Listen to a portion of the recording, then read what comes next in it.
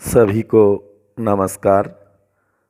मैं होशियारमल स्वामी अपने इस YouTube चैनल होशियार सर की इस क्लास में आप सभी का हार्दिक अभिनंदन करता हूं। जैसे कि हम बात कर रहे थे प्राचीन भारत के इतिहास की, हमने अपने पिछले वीडियो के अंदर देखा गुप्त साम्राज्य का इतिहास।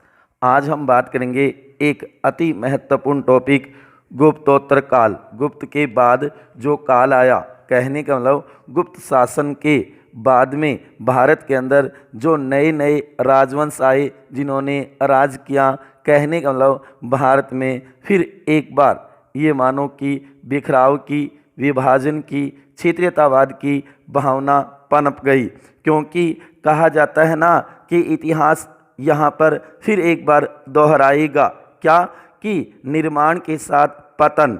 जैसे कि गुप्त साम्राज्य का पतन होगा तो उसी के साथ कुछ नए राजवंशों का निर्माण भी होगा।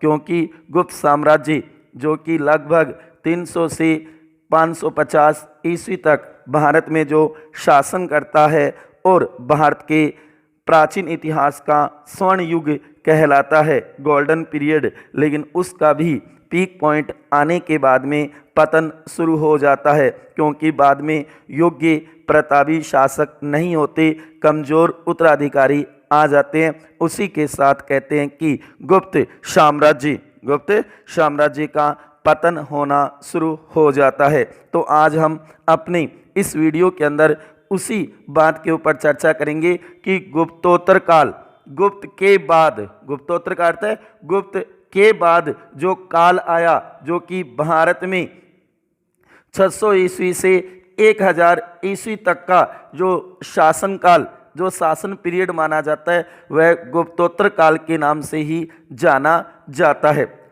जैसे कि हम देखेंगे कि गुप्त साम्राज्य जो एक विशाल साम्राज्य था, अखंड भारत, जैसे कि समुद्रगुप्त है, चंद्रगुप्त द्वितीय, विक्रमादित्य जैसे शासक हुए थे गुप्त साम्राज्य में, और अखंड भारत का निर्माण किया था। कहने का मतलब कहीं न कहीं जम्मू कश्मीर से कन्याकुमारी तक उनका शासन था। लेकिन फिर भी उनका पतन हुआ, फिर भी गुप्त साम्राज्य का पतन हुआ। क्योंकि यहाँ हम देखेंगे गुप्त साम्राज्य के पतन के निम्न कारण थे, पतन के निम्न कारण थे। जैसे कि नंबर 1, हूणों का आक्रमण भारत के ऊपर शुरू हो चुका था। जैसे कि स्कंदगुप्त ने तो उन्हें पराजित किया था, स्कंदगुप्त ने तो हूणों को पराजित किया, विजय प्राप्त की थी उनके ऊपर। लेकिन उसके बाद में कोई योग्य शासक नहीं हुआ और हूणों के आक्रमण को ये मानो गुप्त साम्राज्य नहीं सह पाया।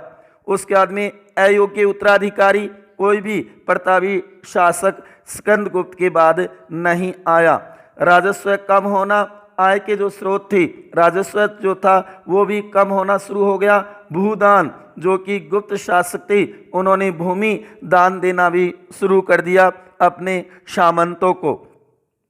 बौद्ध धर्म का प्रभाव, जो कि गुप्त शासक थे वो वैष्णव धर्म या वैदिक धर्म, भागवत धर्म, ब्राह्मण धर्म को मानने वाले थे। लेकिन बाद में धीरे धीरे देखा गया कि बौद्ध धर्म का प्रभाव भी गुप्त साम्राज्य के पतन का कारण बना। दक्षिण के राजाओं की स्वतंत्रता की मांग, दक्षिण भारत के जो राजा थे वो अपने आप में स्वतंत्र होने की मांग करने लगे, इस कारण भी गुप्त साम्राज्य का पतन हुआ। उसके बाद में बाहरी आक्रमण, अन्य बाहरी शक्तियों ने भी भारत के ऊपर आक्रमण कर दिया। कहने का मतलब बाह्य आगमन, बाह्य जो भी शासक वंश हुए उन्होंने भारत के ऊपर आक्रमण कर दिया, विदेशी जातियों ने। उसके बाद में बाहरी विश्व से भारत का सांस्कृतिक संबंध होना भी कहा जाता है कि गुप्त साम्राज्य के पतन का कारण था, गुप्त साम्राज्य के पतन का कारण था। ये 8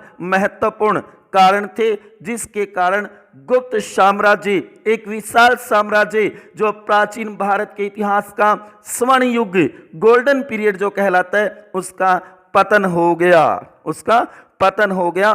तो उसके बाद में जो समय आएगा उसे कहा जाएगा गुप्तोत्तर काल। बहुत ही महत्वपूर्ण है, रीट के सिलेबस में रीट के सिलेबस में यूनिट सेकंड में ये टॉपिक दिया गया है, जो कि भारत 600 ईस्वी से 1000 ईस्वी और बाहरी विश्व से भारत का सांस्कृतिक संबंध। तो ये टॉपिक दोस्तों मेरे प्यारे विद्यार्थियों जरूर तैयार करना।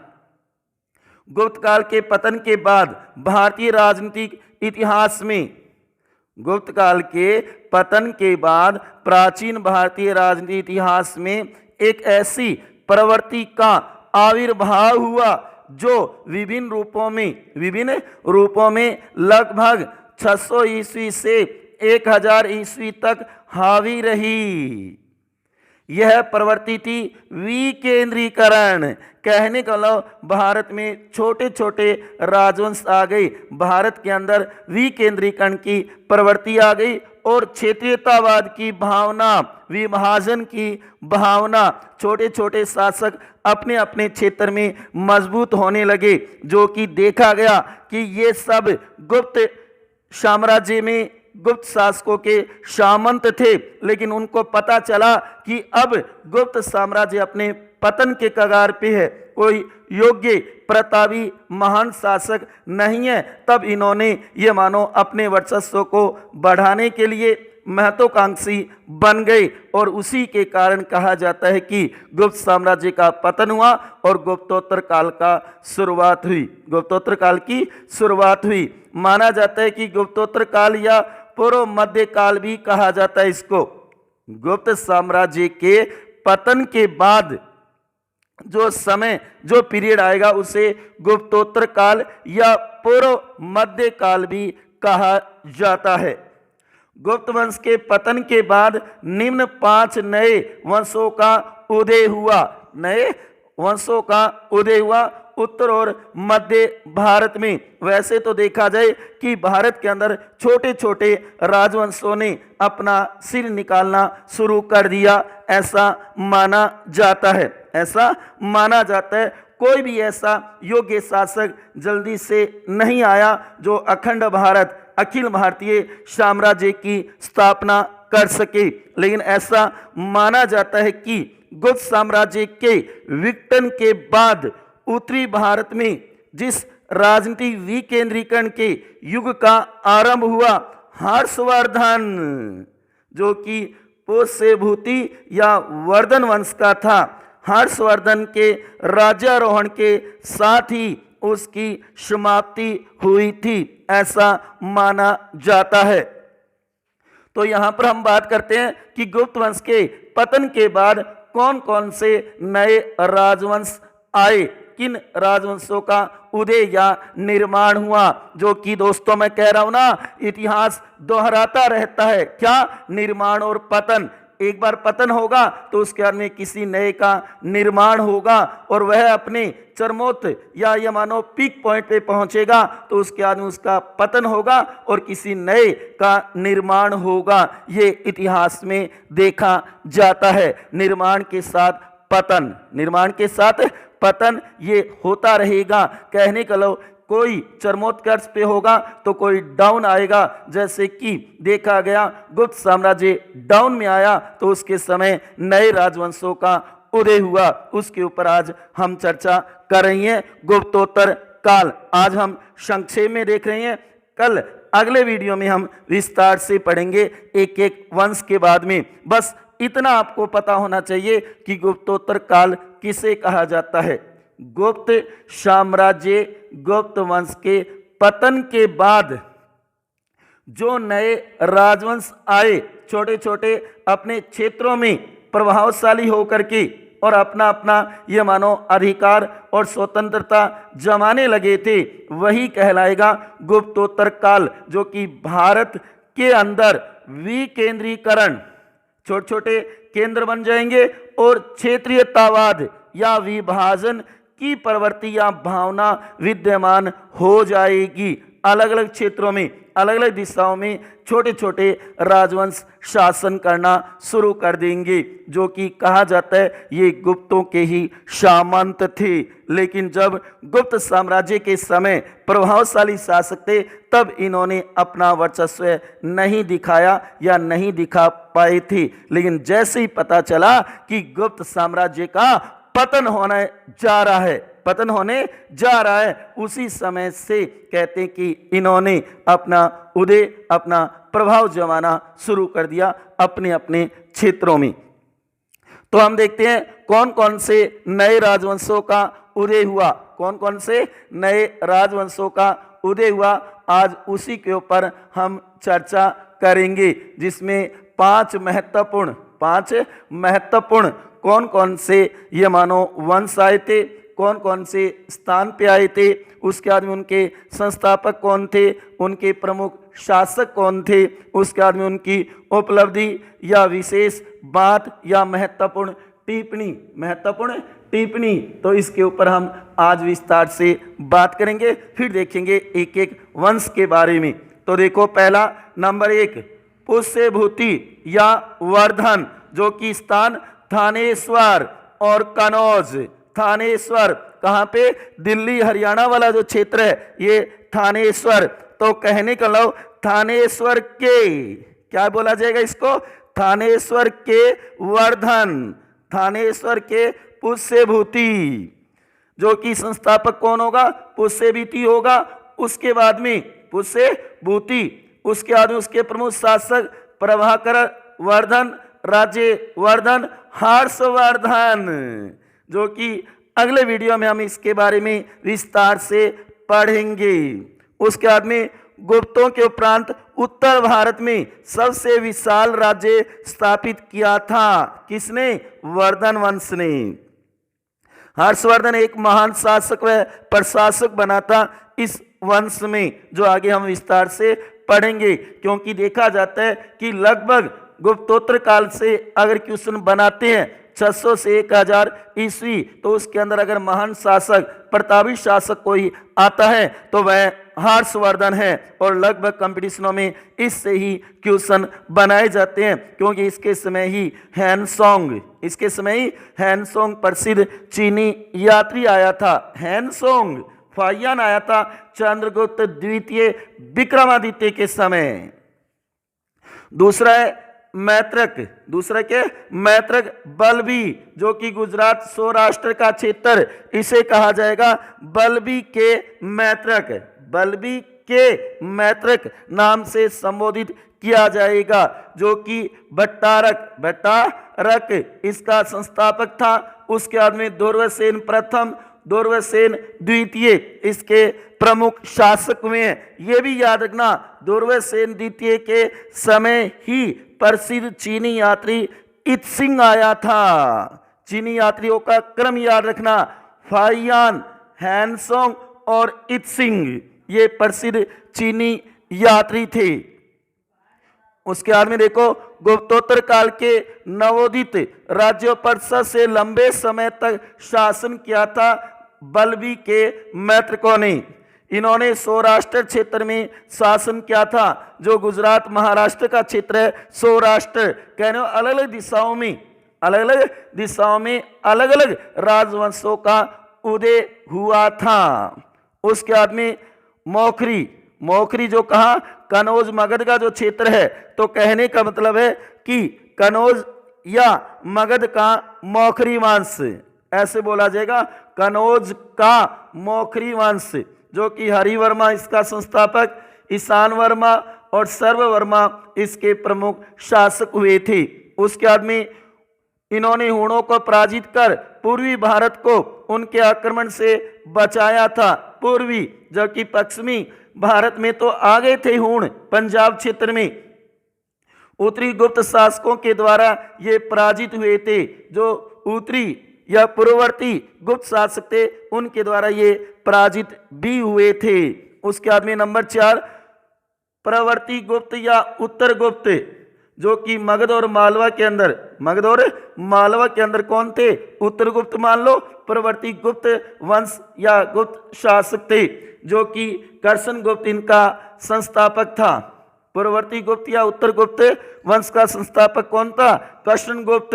जबकि हर्ष गुप्त है, जीवित गुप्त है, महासेन गुप्त है, आदित्य सेन ये प्रमुख शासक हुए हैं। मौखरियों से राजनीतिक प्रतिद्वंदिता रही है, इनकी प्रतिद्वंदिता रही है। मंदसौर अभिलेख से जानकारी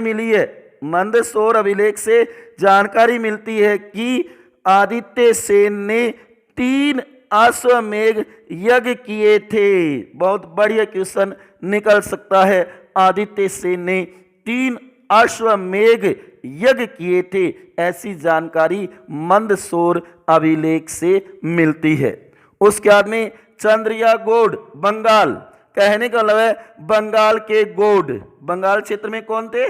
गौड़ वंश आया था, जो कि संसांक इसका संस्थापक और प्रमुख शासक था। थानेश्वर एवं कनौज शासकों से इसकी शत्रुता रही है, ऐसा माना जाता है कि संसांक ने ही और एक प्रकार से जो हर्षवर्धन का भाई था राज्यवर्धन को युद्धों में उलझा करके और उसे मार दिया, वध कर दिया था। कह लो इनकी शत्रुता रही है।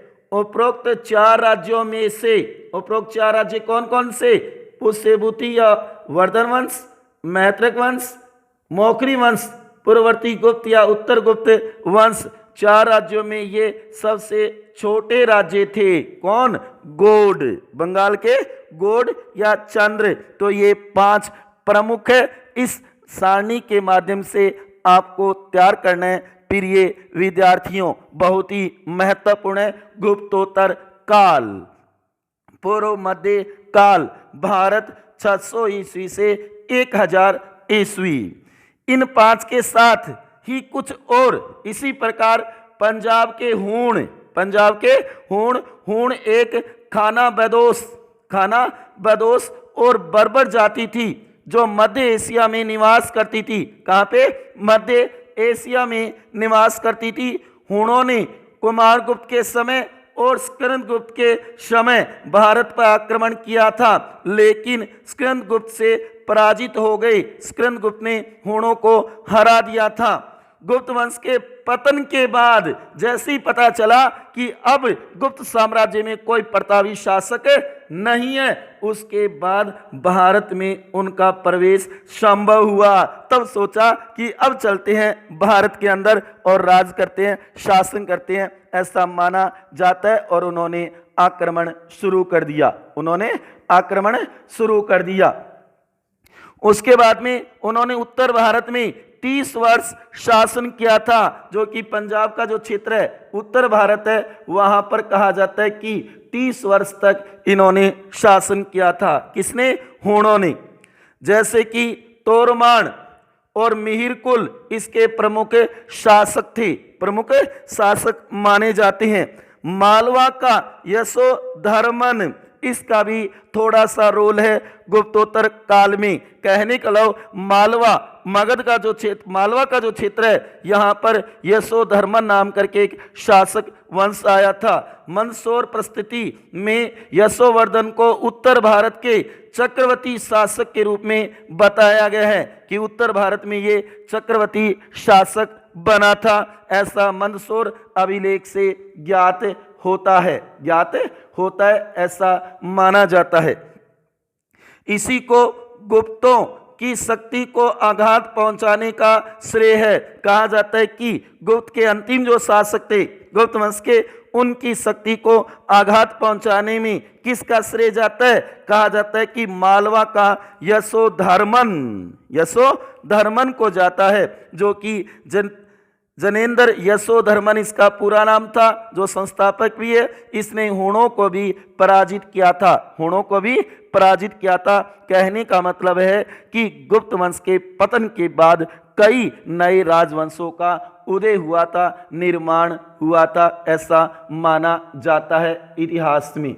उसके बाद में इसके साथ या इसके बाद, जो कि ऊपर हमने देखा, बाद और वंशों का भी उदय हुआ था और कई वंश निकल करके भारत के अंदर आए थे अलग अलग क्षेत्रों में। जैसे कि दक्षिण भारत में चालुक्य वंश, वाकाटक वंश, पल्लव वंश, उसके बाद में चोल वंश, राष्ट्रकूट वंश, पांड्य वंश। इसी प्रकार अन्य भारत में गुर्जर प्रतिहार वंश, पाल या सेन वंश और कई महत्वपूर्ण वंश उस समय आए थे, ऐसा माना जाता है। जबकि दक्षिण भारत वाले हम विस्तार से देखेंगे। चालुक्य वंश, वाकाटक वंश, पल्लव वंश, चोल वंश, राष्ट्रकूट वंश, पांड्य वंश, इस प्रकार से अन्य भारत के अंदर भी कई राजवंशों ने ये मानो राज किया था, शासन किया था। जैसे कि गुर्जर प्रतिहार वंश भी महत्वपूर्ण है प्यारे विद्यार्थियों। पाल और सेन वंश, इनके बारे में अगले वीडियो में, आगे के जो वीडियो होंगे उसके अंदर हम विस्तार से देखेंगे। और सबसे पहले हम बात करेंगे वर्धन या पुष्यभूति वंश। वेरी मोस्ट इंपॉर्टेंट, अति महत्वपूर्ण होगा। और वह है कौन सा? वर्धन वंश या पुष्यभूति वंश। 6वीं शताब्दी ईस्वी में दिल्ली के निकट, हरियाणा का जो क्षेत्र है दिल्ली के निकट थानेश्वर में पुष्यभूति से इस वंश की स्थापना हुई थी, प्रारंभ हुआ था, जो शिव का उपासक था। इस वंश में 3 राजा हुए थे, प्रभाकर वर्धन, राज्यवर्धन तथा हर्षवर्धन। ये अति महत्वपूर्ण है, जो अगले वीडियो में हम विस्तार से देखेंगे। तो आज हमने बात की गुप्तोत्तर काल के कुछ महत्वपूर्ण राजवंश, उनके बारे में संक्षेप में देखा। ये सारणी जरूर तैयार करना, अपने नोट्सों में इसे जरूर बनाना है। गुप्तोत्तर काल क्या है दोस्तों, आज कुछ समझ में आया होगा।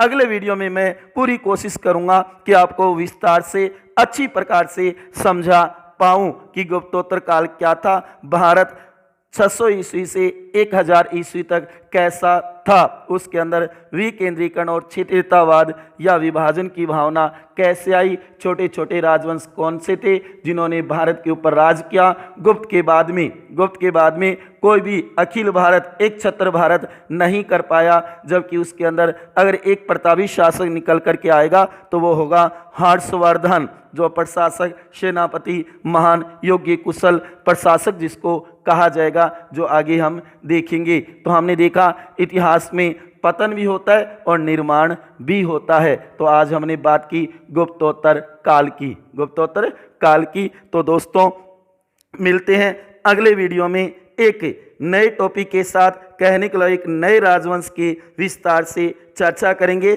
वर्धन या पुष्यभूति वंश मैं आपके साथ साझा करूंगा, बहुत ही महत्वपूर्ण है, जो कि आप देख सकते हो माध्यमिक शिक्षा बोर्ड 10वीं की जो सामाजिक की बुक है उसके अंदर वर्धन वंश के बारे में विस्तार से दे भी रखा है। मैं और ज़्यादा अच्छी प्रकार से आपको समझाने की कोशिश करूंगा। आप केवल मेरे साथ बने रहिए, जो कि मैं आपको भारत का इतिहास कंप्लीट करवाऊंगा, चाहे वो प्राचीन भारत का इतिहास हो, मध्यकालीन भारत का इतिहास हो, आधुनिक भारत का इतिहास हो। प्लीज़ आपसे रिक्वेस्ट है कि अगर मेरे चैनल को सब्सक्राइब नहीं किया है तो कृपया मेरे चैनल को सब्सक्राइब कर दे और मेरे वीडियो को ज़्यादा से ज़्यादा शेयर और लाइक किया करो। रोजाना आपको ये मानो नए वीडियो मिलते रहेंगे। तो मिलते हैं अगले वीडियो में एक नए वंश के साथ। तब तक हंसते रहिए, मुस्कुराते रहिए, खुश रहिए, मस्त रहिए। मिलते हैं अगले वीडियो में। धन्यवाद दोस्तों।